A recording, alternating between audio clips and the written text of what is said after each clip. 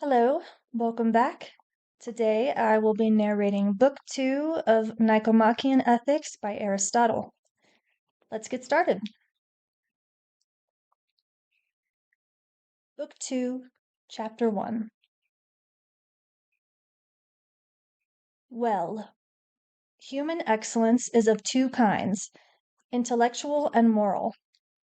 Now, the intellectual springs originally and is increased subsequently, from teaching for the most part that is, and needs therefore experience and time, whereas the moral comes from custom. And so the Greek term denoting it is but a slight deflection from the term denoting custom in that language. From this fact, it is plain that not one of the moral virtues comes to be in us merely by nature. Because of such things as exist by nature, none can be changed by custom. A stone, for instance, by nature gravitating downwards, could never by custom be brought to ascend, not even if one were to try and accustom it by throwing it up 10,000 times. Nor could file again be brought to descend. Nor in fact could anything whose nature is in one way be brought by custom to be in another. The virtues then come to be in us neither by nature nor in despite of nature. But we are furnished by nature with a capacity for receiving them and are perfected in them through custom. Again, in whatever cases we get things by nature, we get the faculties first and perform the acts of working afterwards. An illustration of which is afforded by the case of our bodily senses, for it was not from having often seen or heard that we got these senses, but just the reverse. We had them and so exercised them, but did not have them because we had exercised them. But the virtues we get by first performing single acts of working, which, again, is the case of other things, as the arts, for instance. For what we have to make when we have learned how, these we learn how to make by making. Men come to be builders, for instance, by building, harp players by playing on the harp. Exactly so, by doing just actions, we come to be just. By doing the actions of self-mastery, we come to be perfected in self-mastery. And by doing brave actions, brave. And to the truth of this testimony is borne by what takes place in communities. Because the lawgivers make the individual members good men by habituation, and this is the intention certainly for every lawgiver, and all who do not effect it well fail of their intent, and herein consists the difference between a good constitution and a bad. Again, every virtue is either produced or destroyed from and by the very same circumstances. Art, too, in like manner. I mean, it is by playing the harp that both the good and the bad harp players are formed, and similarly builders and all the rest. By building well, men will become good builders. By doing it badly, bad ones. In fact, if this had not been so, there would have been no need of instructors, but all men would have been at once good or bad in their several arts without them. So too, then, is it with the virtues. For by acting in the various relations in which we are thrown with our fellow men, we come to be, some just, some unjust. And by acting in dangerous positions and being habituated to feel fear or confidence, we come to be, some brave, others cowards. Similarly, it is also with respect to the occasions of lust and anger. For some men come to be perfected in self-mastery and mild, others destitute of all self-control and passionate. The one class by behaving in one way under them, the other by behaving in another. Or, in one word, the habits are produced from the acts of working like to them. And so what we have to do is to give a certain character to these particular acts, because the habits formed correspond to the differences of these. So then, whether we are accustomed this way or that, straight from childhood, makes not a small but an important difference, or rather I would say it makes all the difference. Chapter 2.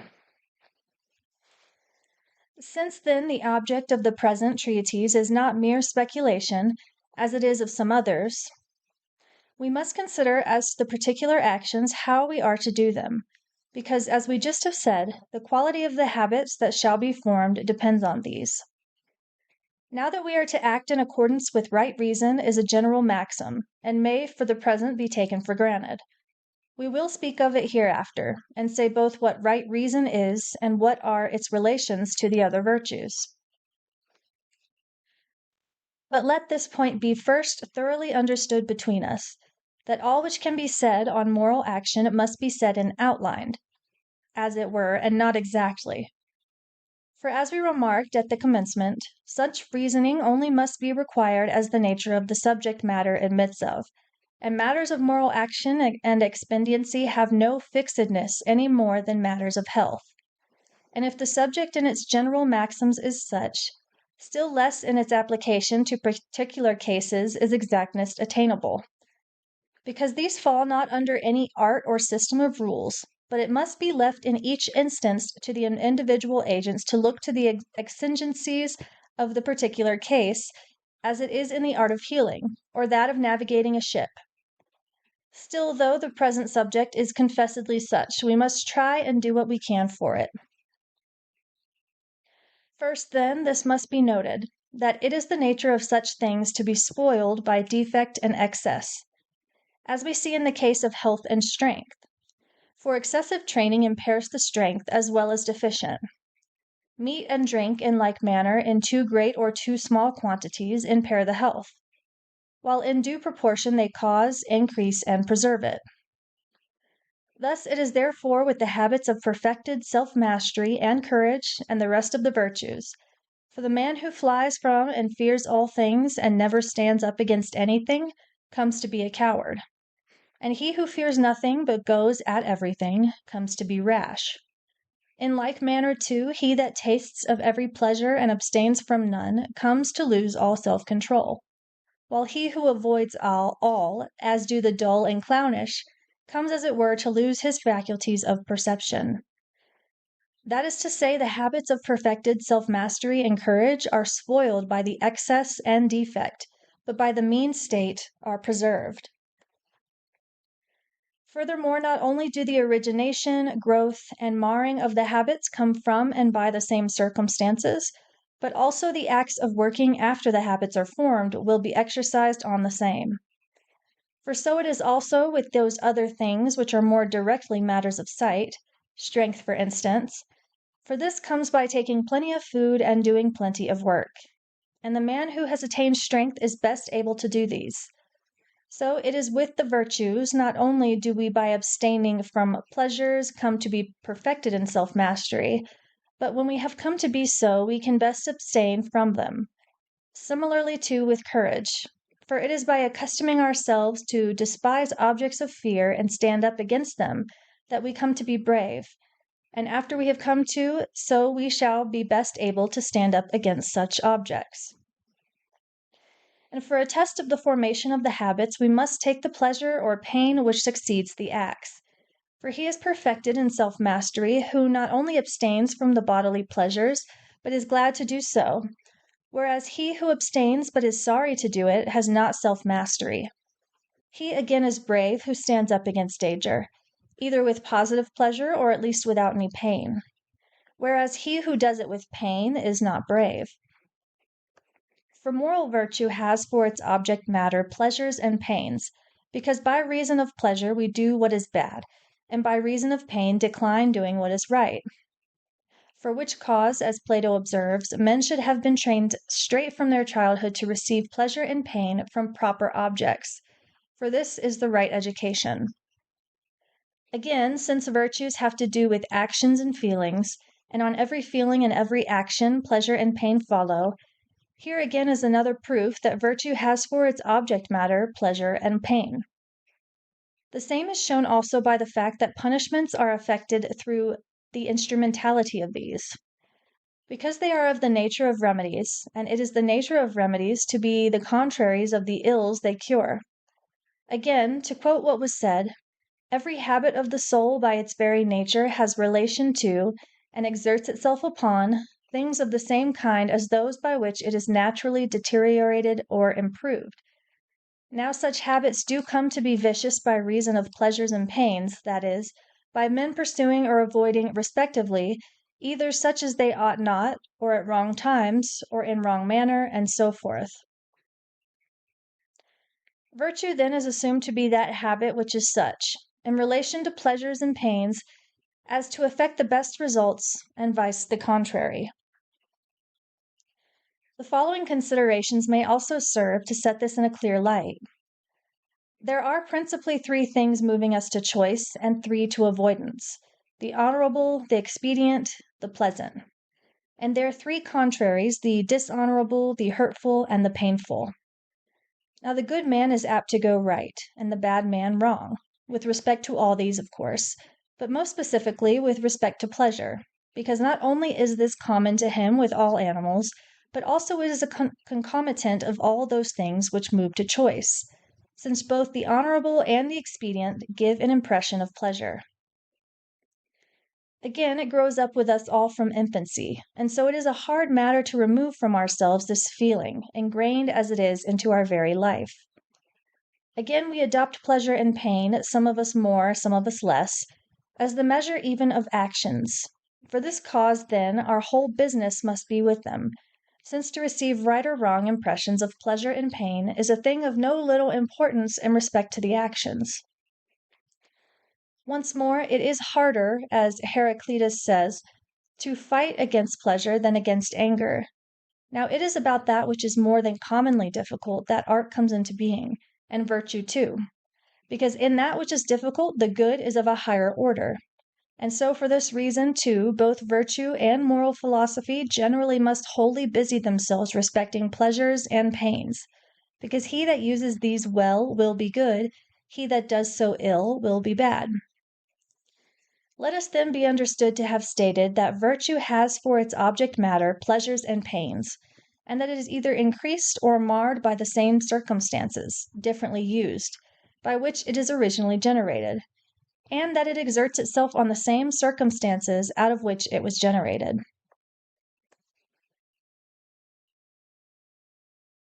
Chapter 3.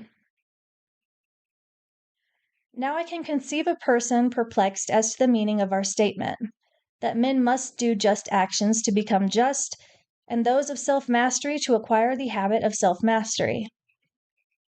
For, he would say, if men are doing the actions, they have the respective virtues already, just as men are grammarians or musicians when they do the actions of either art. May we not reply by saying that it is not so even in the case of the arts referred to? Because a man may produce something grammatical either by chance or the suggestion of another, but then only will he be a grammarian when he not only produces something grammatical, but does so grammarian-wise, i.e., in virtue of the grammatical knowledge he himself possesses. Again, the cases of the arts and the virtues are not parallel, because those things which are produced by the arts have their excellence in themselves, and it is sufficient, therefore, that these, when produced, should be in a certain state. But those which are produced in the way of the virtues are, strictly speaking, actions of a certain kind, say of justice or perfected self-mastery. Not merely if in themselves they are in a certain state, but if also he who does them being himself in a certain state. First, if knowing what he is doing; next, if with deliberate preference, and with such preference for the thing's own sake; and thirdly, if being himself stable and unapt to change. Now, the constitute possession of the arts these requisites are not reckoned in, excepting the one point of knowledge. Whereas, for possession of the virtues, knowledge avails little or nothing, but the other requisites avail not a little, but, in fact, are all in all. And these requisites, as a matter of fact, do come from oftentimes doing the actions of justice and perfected self-mastery. The facts, it is true, are called by the names of these habits when they are such as the just or perfectly self-mastering man would do. But he is not in possession of the virtues who merely does these facts, but he who also so does them as the just and self-mastering do them. We are right then in saying that these virtues are formed in a man by his doing the actions, but no one, if he should leave them undone, would be even in the way to become a good man. Yet people in general do not perform these actions, but taking refuge in talk, they flatter themselves they are philosophizing, and that they will so be good men, acting in truth very like those sick people who listen to the doctor with great attention, but do nothing that he tells them.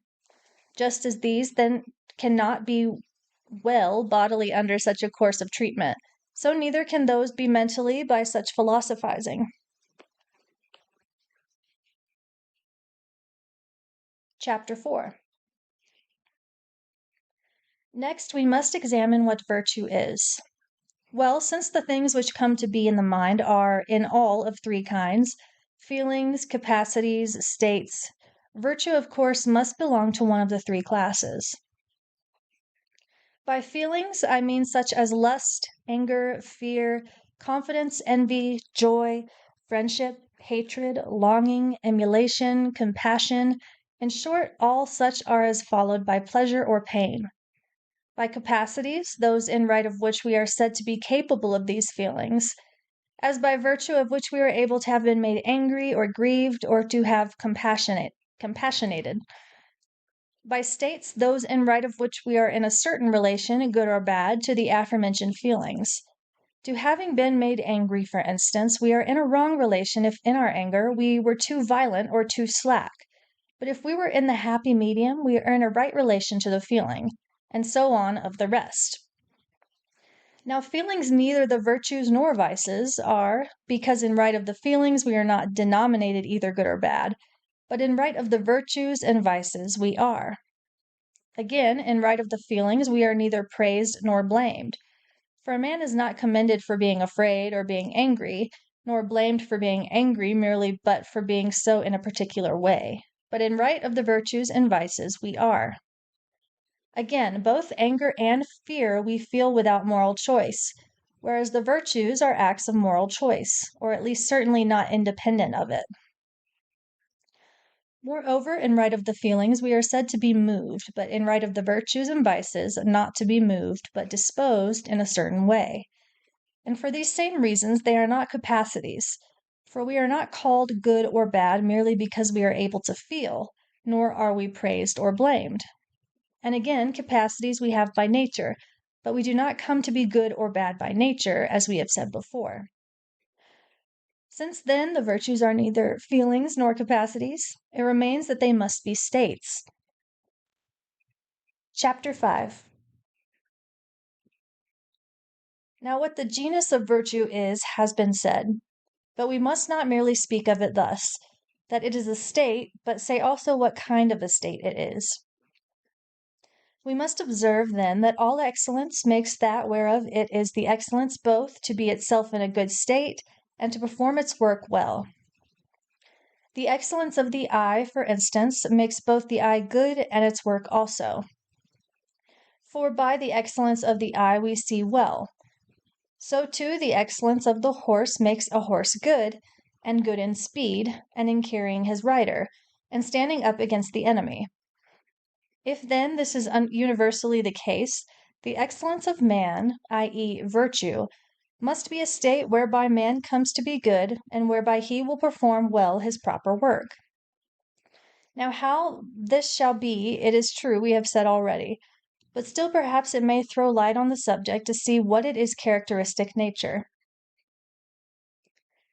In all quantity, then, whether continuous or discrete, one may take the greater part, the less, or the exactly equal, and these either with reference to the thing itself or relatively to us. And the exactly equal is a mean between excess and defect. Now, by the mean of the thing, i.e., absolute mean, I denote that which is equidistant from either extreme, which of course is one and the same to all, and by the mean relatively to ourselves, that which is neither too much nor too little for the particular individual. This is, of course, not one nor the same to all. For instance, suppose 10 is too much and 2 too little. People take 6 for the absolute mean, because it exceeds the smaller sum by exactly as much as it itself is exceeded by the larger. And this mean is according to arithmetical proportion. But the mean relatively to ourselves must not be so found, for it does not follow, supposing 10 food items is too large a quantity to eat, and 2 is too small, that the trainer will order his men 6, because for the person who is to take it, this also may be too much or too little. For Milo, it would be too little, but for a man just commencing his athletic exercises, it would be too much. Similarly, 2 of the exercises themselves as running or wrestling.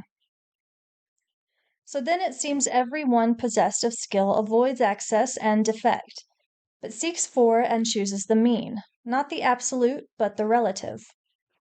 Now, if all skill thus accomplishes well its work by keeping an eye on the mean, and bringing the works to this point, whence it is common enough to say of such works as are in a good state, one cannot add to or take aught from them, under the notion of excess or defect destroying goodness, but the mean state preserving it. And good artisans, as we say, work with their eye on this. And excellence, like nature, is more exact and better than any art in the world. It must have an aptitude to aim at the mean. It is moral excellence, i.e., virtue, of course, which I mean, because this it is which is concerned with feelings and actions, and in these there can be excess and defect and the mean. It is possible, for instance, to feel the emotions of fear, confidence, lust, anger, compassion, and pleasure and pain generally, too much or too little, and in either case wrongly. But to feel them when we ought, on what occasions, towards whom, why, and as we should do, is the mean, or in other words, the best state, and this is the property of virtue. In like manner, too, with respect to the actions, there may be excess and defect of the mean.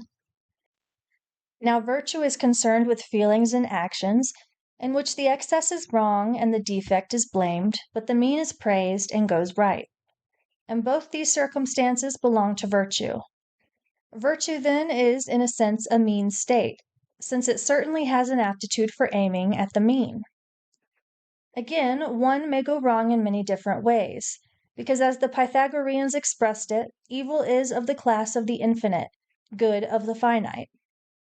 But right only in one, and so the former is easy, the latter difficult.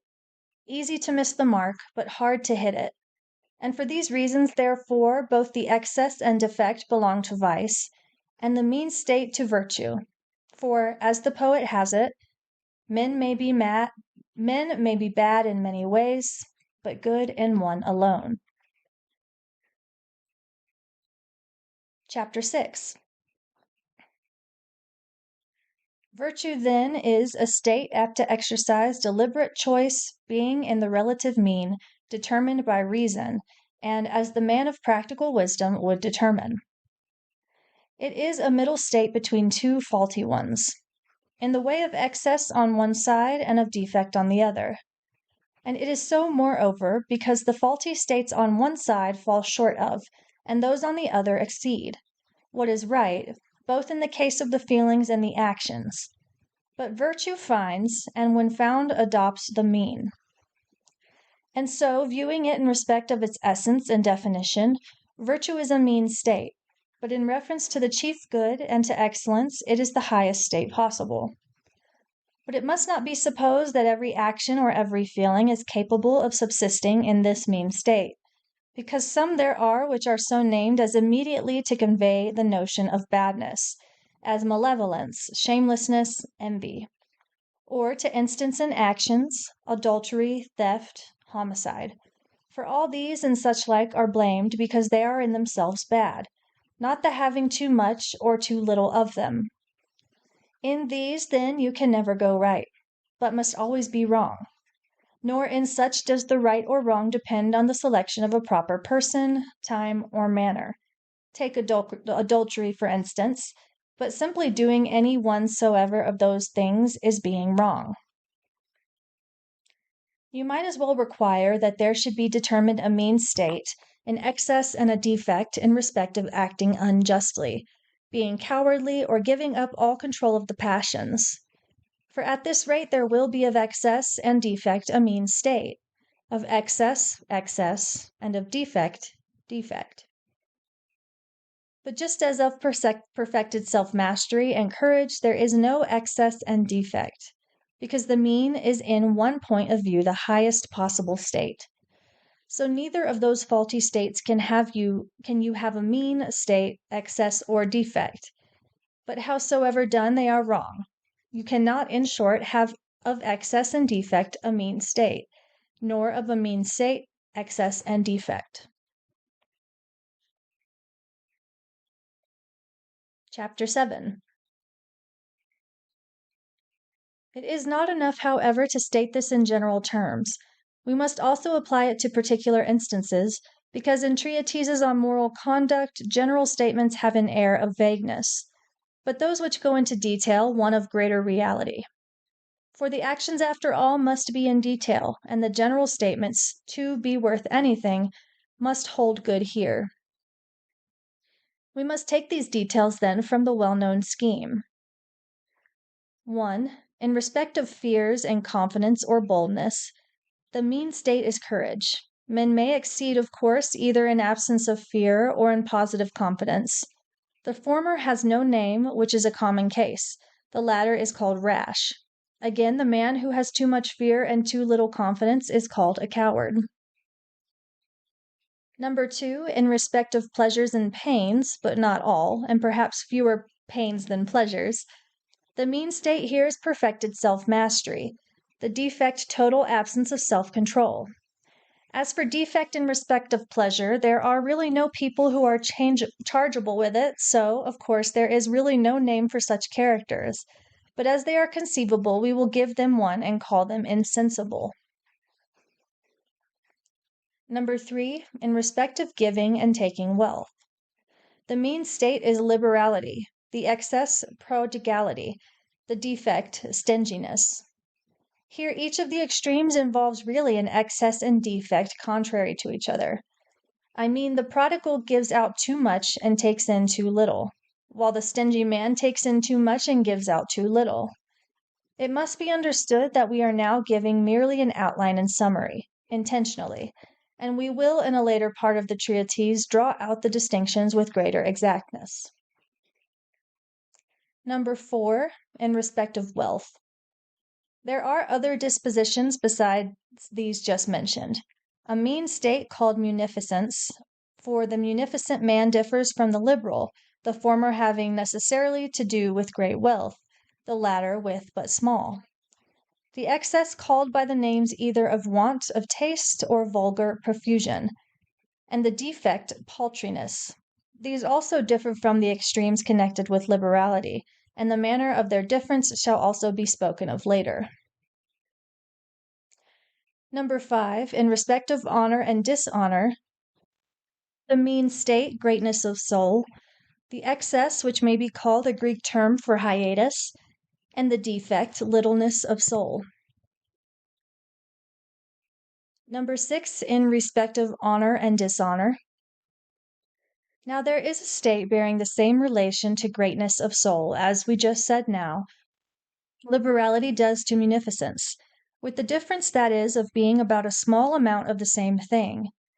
This state having reference to small honor, as greatness of soul to great honor, a man may, of course, grasp at honor either more than he should or less. Now he that exceeds in his grasping, as it is called ambitious, he that falls short, unambitious. He that is just as he should be has no proper name. Nor, in fact, have the states except that the disposition of the ambitious man is called ambition. For this reason, those who are in either extreme lay claim to the mean as a debatable land. And we call the virtuous character sometimes by the name ambitious, sometimes by that of unambitious, and we commend sometimes the one and sometimes the other. Why we do, it shall be said in the subsequent part of the treatise, but now we will go on with the rest of the virtues after the plan we have laid down. 7, in respect of anger. Here, too, there is excess, defect, and a mean state. But since they may be said to have really no proper names, as we call the virtuous character meek, we will call the mean state meekness. And of the extremes, let the man who is excessive be denominated passionate, and the faulty state passionateness, and him who is deficient angerless, and the defect angerlessness. There are also 3 other mean states, having some mutual resemblance, but still with differences. They are alike in that they all have for their object matter intercourse of words and deeds, and they differ in that one has respect to truth herein, the other to what is pleasant. And this in two ways, the one in relaxation and amusement, the other in all things which occur in daily life. We must say a word or two about these also, that we may the better see that in all matters the mean is praiseworthy, while the extremes are neither right nor worthy of praise, but of blame. Now of these it is true the majority have really no proper names, but still we must try, as in the other cases, to coin some for them for the sake of clearness and intelligibleness. Number 1, in respect of truth, the man who is in the mean state we will call truthful, and his state truthfulness. And as to disguise of truth, if it be on the side of exaggeration, braggadocia, and him that has it a braggadocio. If on that of diminution, reserve and reserved shall be the terms. Number 2, in respect of what is pleasant in the way of relaxation or amusement. The mean state shall be called easy pleasantry, and the character accordingly a man of easy pleasantry.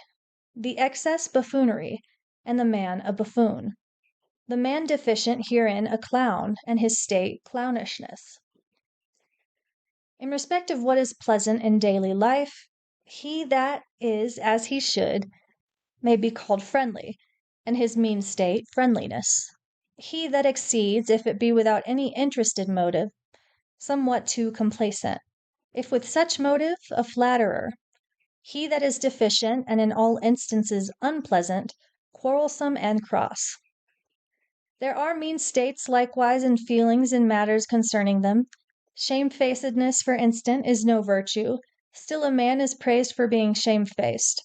For in these two the one is denominated the man in the mean state, the other in the excess. The dumbfoundered, for instance, who is overwhelmed with shame on all and any occasions, the man who is in the defect, i.e., who has no shame at all in his composition, is called shameless, but the right character is shamefaced. Indignation against successful vice, again, is a state in the mean between envy and malevolence. They all three have respect to pleasure and pain produced by what happens to one's neighbor. For the man who has this right feeling is annoyed at undeserved success of others, while the envious man goes beyond him and is annoyed at all success of others. And the malevolent falls so short of feeling annoyance that he even rejoices at the misfortune of others. Again, is a state in the mean between envy and malevolence. They all three have respect to pleasure and pain produced by what happens to one's neighbor. For the man who has this right feeling is annoyed at undeserved success of others, while the envious man goes beyond him and is annoyed at all success of others. And the malevolent falls so far short of feeling annoyance that he even rejoices at the misfortune of others. But for the discussion of these also there will be another opportunity, as of justice too, because the term is used in more senses than one. So after this, we will go accurately into each and say how they are mean states, and in like manner also with respect to the intellectual excellences. Chapter 8. Now as there are three states in each case, two faulty either in the way of excess or defect, and one right, which is the mean state, of course all are in a way opposed to one another. The extremes, for instance, not only to the mean, but also to one another, and the mean to the extremes. For just as the half is greater if compared with less portion, and less if compared with the greater, so the mean states compared with defects exceed, whether in feelings or actions, and vice versa. The brave man, for instance, shows as rash when compared with the coward, and cowardly when compared with the rash. Similarly, too, the man of perfected self-mastery, viewed in comparison with the man destitute of all perception, shows like a man of no self-control, but in comparison with the man who really has no self-control, he looks like one destitute of all perception. And the liberal man compared with the stingy seems prodigal, and by the side of the prodigal, stingy. And so the extreme characters push away, so to speak, towards each other the man in the mean state. The brave man is called a rash man by the coward, and a coward by the rash man, and in other cases accordingly. And there being this mutual opposition, the contrariety between the extremes is greater than between either and the mean, because they are further from one another than from the mean, just as the greater or less portion differ from each other than either from the exact half. Again, in some cases, an extreme will bear a resemblance to the mean. Rashness, for instance, to courage, and prodigality to liberality. But between the extremes there is the greatest dissimilarity. Now, things which are furthest from one another are defined to be contrary, and so the further off the more contrary they will be. Further, of the extremes in some cases the excess, and in others the defect, is most opposed to the mean. To courage, for instance, not rashness, which is the excess, but cowardice, which is the defect. Whereas to perfected self-mastery, not insensibility, which is the defect, but absence of all self-control, which is the excess. And for this there are two reasons to be given. One from the nature of the thing itself, because from the one extreme being nearer and more like the mean, we do not put this against it, but the other. As for instance, since rashness is thought to be nearer to courage than cowardice is, and to resemble it more, we put cowardice against courage rather than rashness, because those things which are further from the mean are thought to be more contrary to it. This, then, is one reason arising from the thing itself. There is another arising from our own constitution and make. For each man's own case, those things give the impression of being more contrary to the mean, to which we individually have a natural bias.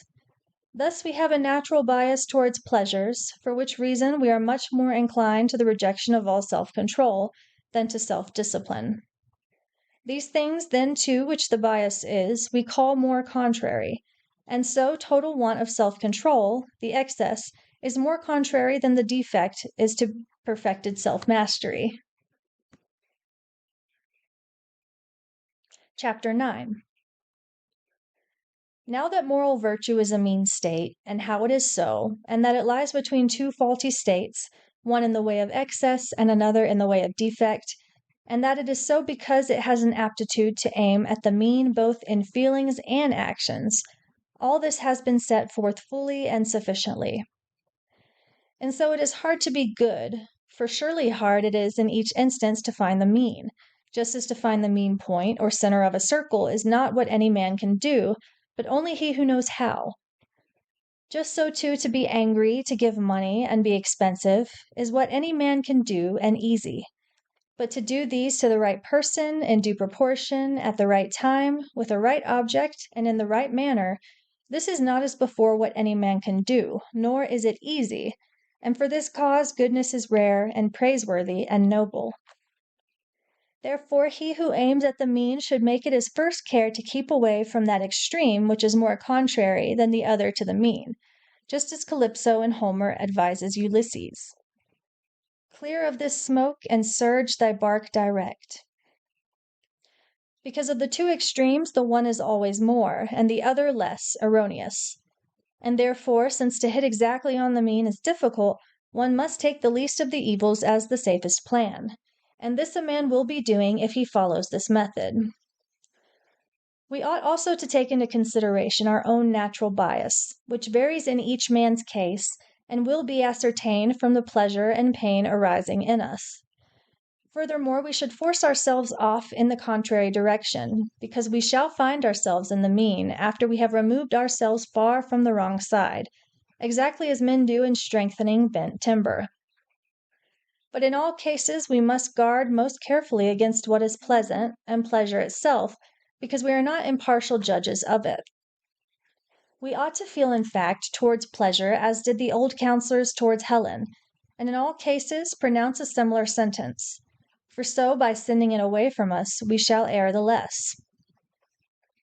Well, to speak very briefly, these are the precautions by adopting which we shall be best able to attain the mean. Still, perhaps, after all, it is a matter of difficulty, and especially in the particular instances.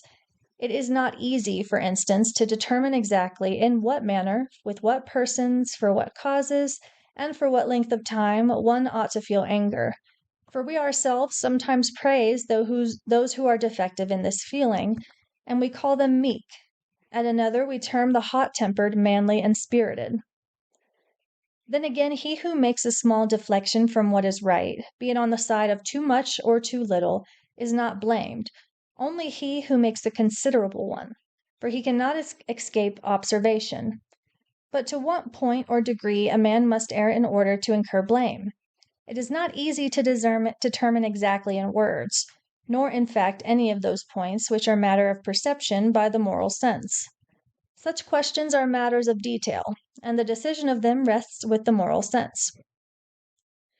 At all events, thus much is plain, that the mean state is in all things praiseworthy, and that practically we must deflect sometimes towards excess, sometimes towards defect, because this will be the easiest method of hitting on the mean, that is, on what is right. This concludes Book 2 of Nicomachean Ethics by Aristotle. In this book, Aristotle first discusses nature versus nurture.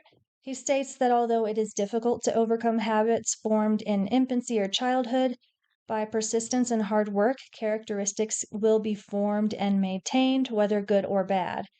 He's also stating that virtue is not inherent in humans.